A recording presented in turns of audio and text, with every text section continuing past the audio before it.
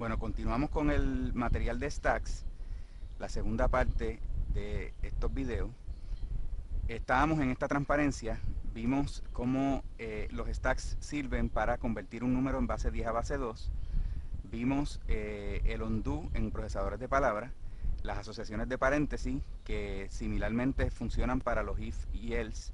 Cuando tenemos unos if dentro de otro, un if tal cosa, else, ¿verdad? Y tenemos entonces varios if y varios else, saber a qué if corresponde cada else, pues sigue una estructura last in first out. Habíamos mencionado otra aplicación importante que son llamadas a funciones. Por ejemplo, si yo tengo mi programa main, por coger un ejemplo de C o C++, es una función que llama a una función A, que a su vez llama a una función B, que a su vez llama a una función C. ¿Qué es lo que ocurre cuando C termina? Cuando la función C termina, va a regresar a la próxima instrucción desde donde la llamaron, que fue precisamente desde B. Y cuando B termina, va a regresar a... Y cuando A termina, va a regresar al main. Entonces, esto sigue exactamente una estructura de last in, first out. Si yo tengo mi stack ilustrado de esta manera, cuando main está ejecutando y va a llamar a la función A, antes de pasar control a A, el estatus del main se almacena en un stack. Esto es lo que se conoce como un runtime stack. Runtime stack, que es un stack que manipula el sistema operativo para implementar las llamadas a las funciones. Cuando main va a llamar a la función A, antes de pasar control a A, se almacena el status de main en una cosa que se conoce como el activation record del main. Esto se almacena en el stack. Cuando A va a ejecutar una llamada a la función B, el status de A se almacena en el stack. Este es el activation record de A. Cuando B va a llamar a C, antes de pasar control, almacena el status de B. De tal manera que cuando C termine de hacer su ejecución, lo que se hace es un pop, se saca el status de B y ya entonces se recupera el estatus que teníamos antes de llamar a la función C. De igual manera, cuando B termine, se hace un pop del activation record de A y se recupera el estatus de esta función para continuar su ejecución. Cuando A termina, se hace un pop en el stack del activation record de main para continuar la ejecución. La estructura para implementar las llamadas a las funciones es exactamente una estructura last in, first out, y por eso es que los stacks son útiles para implementar las llamadas a las funciones. La otra aplicación es la evaluación de expresiones aritméticas. Esa la vamos a discutir más adelante, porque el ejemplo que nosotros vamos a discutir para implementar stacks, vamos a definir la clase stack con el stack.h, el stack.cpp, y el cliente que vamos a hacer para utilizar la clase stack va a ser un ejercicio, un programa para evaluar expresiones aritméticas, así que esa la vamos a dejar para más adelante. Entonces aquí tenemos nuestra clase stack. Vamos a empezar como siempre con el header file, el stack.h, donde simplemente declaramos la clase stack. Si ustedes se fijan en esta declaración, esto es parte de la declaración. Aquí lo único que tenemos es, definimos lo que es el element type. Vamos a suponer, como siempre, para simplificar, que estamos hablando de un stack de enteros, así que element type es un entero, y definimos la clase stack. En la sección privada declaramos lo que es la clase node para definir lo que es un nodo, y en la sección pública de nodo definimos lo que es el campo info, que es un element type, y el campo next, que es un puntero a un nodo. Luego definimos lo que es un node pointer, hacemos un type def. Un node pointer es un nuevo tipo de dato que significa un puntero a un nodo.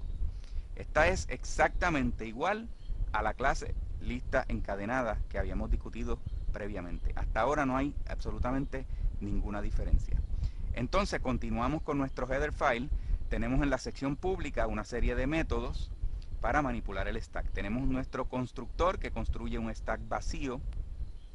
Tenemos nuestro constructor que copia un stack en otro, hace una copia dura del stack. tenemos nuestro destructor, porque estamos pidiendo memoria dinámicamente, así que tenemos que destruir el stack cuando ya no lo necesitamos para devolverle los espacios al sistema operativo.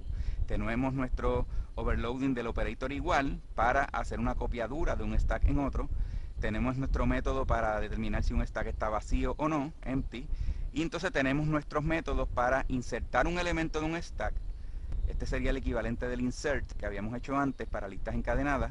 Lo único que ahora en vez de llamarle insert le llamamos push, porque estamos bregando con un stack. Push no devuelve nada, recibe un ítem que es el que vamos a insertar en el stack. Tenemos nuestro método pop, que simplemente devuelve lo que está en el tope del stack y saca el elemento del tope del stack. Lo saca y lo devuelve. Versus top, que lo que hace simplemente es que ve lo que está en el tope del stack y lo devuelve sin sacarlo del stack. Vean que top mantiene el objeto constante, es decir, no lo cambia, simplemente devuelve lo que está en el tope sin alterar ese tope.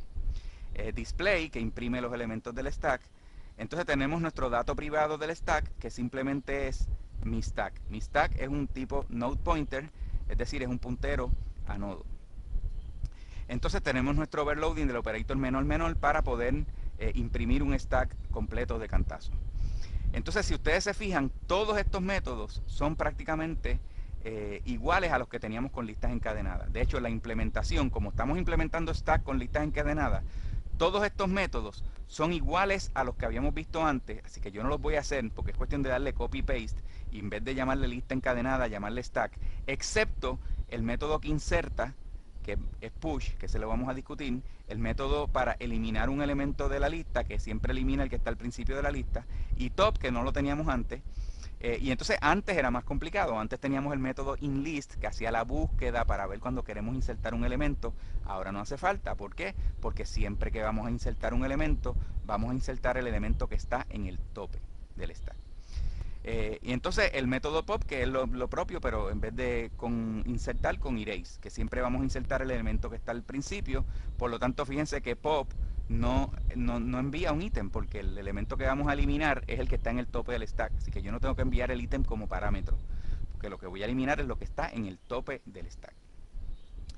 Entonces, prácticamente todos estos métodos, excepto esos tres, push, pop y top, son exactamente iguales a los métodos que habíamos hecho antes con listas encadenadas. Quiere decir que realmente nosotros no los voy a hacer.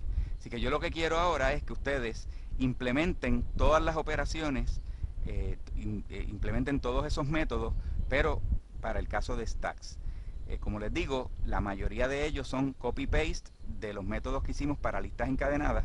Entonces yo lo que voy a hacer en la próxima clasecita es que vamos a ver uno de ellos.